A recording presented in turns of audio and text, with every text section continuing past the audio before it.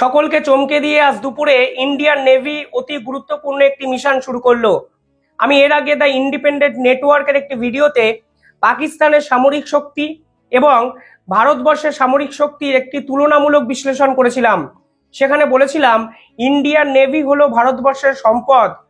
তুলনামূলকভাবে ভারতের কাছে যতগুলো ফোর্স আছে তার থেকে সবচেয়ে বেশি অস্ত্র বলুন, আধুনিকতা বলুন, আপগ্রেডেশন বলুন, সবেতেই কিন্তু ইন্ডিয়ান নেভি গোটা বিশ্বকে টক্কর দিতে পারে। অর্থাৎ ভারতবর্ষের সামরিক শক্তির অন্যতম প্লাস পয়েন্ট হলো ইন্ডিয়ান নেভি। এবার অবশেষে সেই ইন্ডিয়ান নেভি একটি লাইভ ফায়ার এক্সারসাইজ শুরু করলো আজকে গুজরাট উপকূলে। দুপুরবেলায় খবর আসার পর নিঃসন্দেহে পাকিস্তানের মিডিয়া এটা নিয়ে হইচই ফেলে দেয় এবং এই প্রথমবারের জন্য তারা এই ধরনের এক্সারসাইজ কেন করছে তা প্রশ্ন কিন্তু পাকিস্তানের পক্ষ থেকে তোলা হয়। এই লাইভ ফায়ার এক্সারসাইজটা করা হচ্ছে এক্সক্লুসিভ ইকোনমিক্যাল জোনে, ইন্টারন্যাশনাল মেরিটাইম যে বর্ডার আছে একদম সেখানে। এই পুরো এক্সারসাইজটা চলবে ৩রা মে অবধি। অর্থাৎ পরিষ্কারভাবে বোঝা যাচ্ছে পাল্টা দেওয়ার যে পরিকল্পনা ইন্ডিয়ান নেভি করছে তার একটা ট্রায়াল রান কিন্তু আজকে ভারতের পক্ষ থেকে চালু করা হলো। কি করছে তারা? তারা প্রথমে এই লাইভ ফায়ার মিসাইল এক্সারসাইজ শুরু করেছে। অর্থাৎ মিসাইল টেস্টিং হবে, সেখানে মিসাইল ছোড়া হবে এবং এই লাইভ ফায়ার এক্সারসাইজ তারা করে পাকিস্তানকে জবাব দেওয়ার এক পরিকল্পনা করেছে। তা কিন্তু অত্যন্ত গুরুত্বপূর্ণ একটা মিডিয়াম, অন্তত যুদ্ধে যাওয়ার আগে।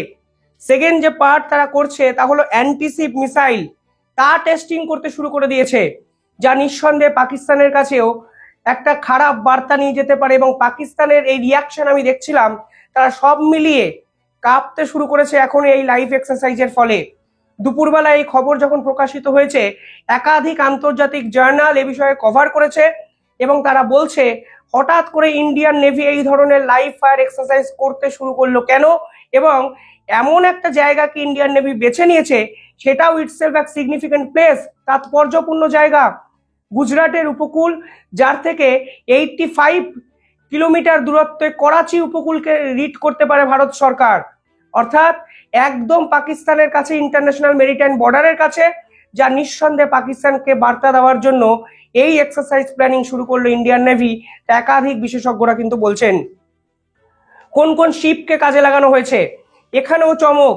এই প্রথমবার ডেস্ট্রয়ারকে কাজে লাগালো সাম্প্রতিক সময় ভারতবর্ষ।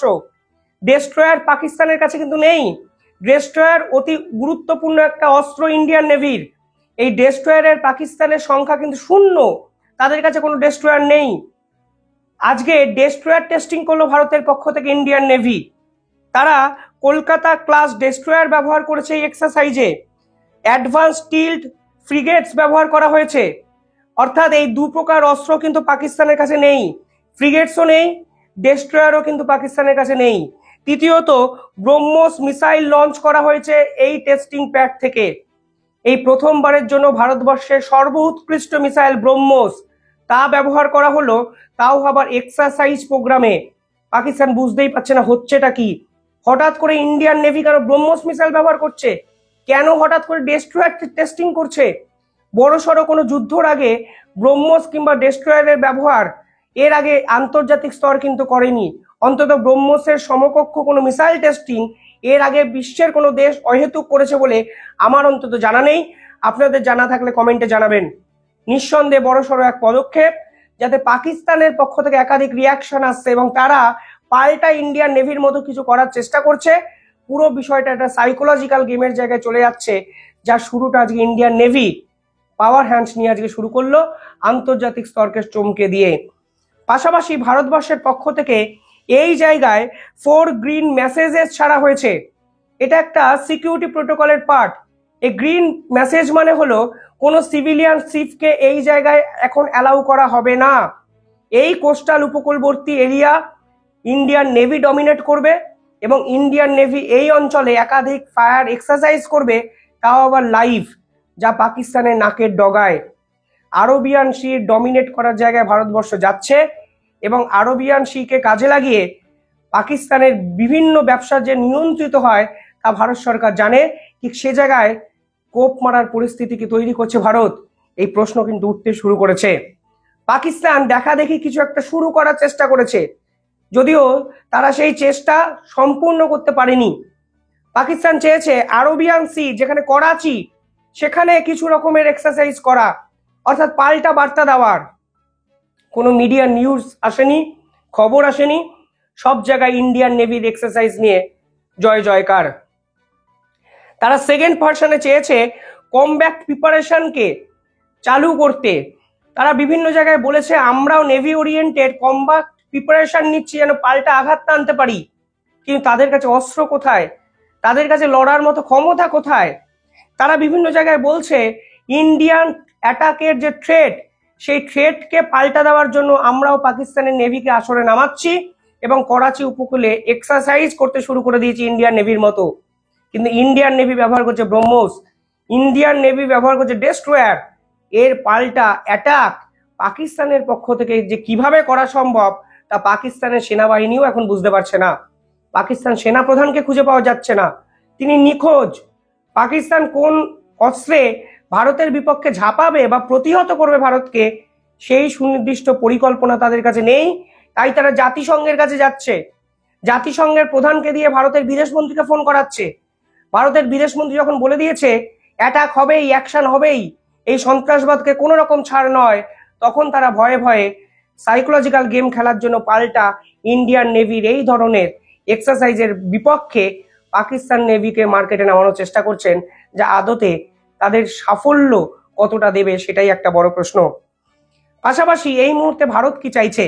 ভারত চাইছে স্ট্র্যাটেজিক্যালি এই যে সমস্ত এক্সারসাইজ ভারতবর্ষ করছে তার যে গুরুত্ব তা যেন আন্তর্জাতিক স্তর বোঝে, আন্তর্জাতিক স্তর যেন না ভাবে ভারত এটা ইচ্ছাকৃত করছে, আন্তর্জাতিক স্তর যেন না ভাবে যুদ্ধটা আসলে ভারত চাইছে। পাকিস্তান কালকে অলরেডি আন্তর্জাতিক স্তরকে খাওয়ানোর চেষ্টা করেছিল 36 ঘন্টার মধ্যে অ্যাটাক করবে ভারত। ভারতের পক্ষ থেকে পাল্টা বিবৃতি আসেনি, ভারত এক্সারসাইজ করছে। আন্তর্জাতিক স্তর যেন ভারতকে না বোঝে, ভুল না বোঝে, সেই চেষ্টা ভারত নিঃসন্দেহে করছেন। এবং জয়শঙ্কর জাতিসংঘের 6 নন পার্মানেন্ট দেশের মন্ত্রীর সঙ্গে কিন্তু কথা বলতে শুরু করে দিয়েছেন এই বিষয়ে। আন্তর্জাতিক প্রেশার ভারতের বিপক্ষে কোনো ক্ষেত্রে পড়েনি, সব প্রেশার পাকিস্তানের উপর। তা পাকিস্তানও হয়তো আস্তে আস্তে বুঝতে পারছে এবং তার জন্য তারা জাতিসংঘের পায়ে ধরেছে দয়া করে যেন ভারতবর্ষে অ্যাটাক না করে তাদের দেশের উপর, সেই চাহিদায়। দ্বিতীয়ত, এখানে র্যাপিডলি ডিপ্লয় করা হচ্ছে নেভাল ফায়ার ওয়ার্কের, অর্থাৎ ভারতবর্ষ এই এলাকায় ডমিনেট করার জন্য একাধিক ফায়ার ওয়ার্ক চালু করেছে, যা ভারত ছাড়া অন্য কোনো দেশ এর আগে কিন্তু করেনি। নিঃসন্দেহে বড় একটা বিষয়। সকালেই ভারত সরকার এয়ার স্পেস বন্ধ করে দিয়েছিল পাকিস্তানের জন্য। পাশাপাশি কালকে রাফায়েল মিসাইলের শুধু একটা এক্সারসাইজ হয়েছে এলওসিতে, তারপরে যে খবর এসছে তা নিঃসন্দেহে চমকে দেওয়ার মতো। এলওসি ছেড়ে পালিয়ে যাচ্ছে পাকিস্তান সেনারা। এর আগে এলওসিতে যেখানে পাকিস্তানের ফ্ল্যাগ দেখা যেত, যেখানে পাকিস্তান সেনাবাহিনী দেখা যেত, সেই ছবি কিন্তু দেখা যাচ্ছে না, সেই হদিশ পাওয়া যাচ্ছে না। Economic Times, Hindustan Times, the Hindu, Telegraph, বড় বড় পেপারে এই একটাই খবর, এলওসি থেকে পাকিস্তান সেনা নিজেদেরকে পিছিয়ে নিচ্ছে, উইথড্র করছে এবং সেনাবাহিনী পাকিস্তানের পতাকাকে তুলে নিয়ে নিজেদের দেশের দিকে সরে যাওয়ার চেষ্টা করছে। হতে পারে তাদের অন্য কোনো পরিকল্পনা থাকে, কিন্তু এলওসি অঞ্চল ছেড়ে দেওয়া মানে যুদ্ধের প্রথমেই নৈতিক পরাজয়, যা বিশেষজ্ঞরা বলেন। একদম বর্ডার লাইন ছেড়ে পাকিস্তান সেনারা পিছন দিকে চলে যাচ্ছেন এবং সেই ছবি, সেই ভিডিও বিভিন্ন জায়গায় ভাইরাল হচ্ছে। এ তো যুদ্ধের আগেই, লড়াইয়ের আগেই কার্যত হার স্বীকার করার জায়গায় চলে গেল পাকিস্তান সেনারা। তারা বুঝতে পারছেন তাদের কাছে যে ক্ষমতা আছে, সেই ক্ষমতা দিয়ে ভারতের বিপক্ষে 3 দিনের বেশি লড়াই করা সম্ভব নয়। তাই তারা এদেশ ওদেশ জাতিসংঘ সকলের পায়ে ধরে অনুরোধ করছেন, দয়া করে যুদ্ধ করবেন না, আমরা নিউট্রাল ইনভেস্টিগেশন চাই, আলাপ আলোচনার মাধ্যমে পুরো বিষয়টা সলিউশন চাই। নিউট্রাল ইনভেস্টিগেশন, তাও আবার পাকিস্তানের সঙ্গে, যারা 50 বছরে 100 বছরে বদলায়নি, শুধরায়নি, তারা হঠাৎ করে 50 ঘন্টায় নিউট্রাল ইনভেস্টিগেশন কেন চাইছে? কারণটা খুব সহজ, ভয়।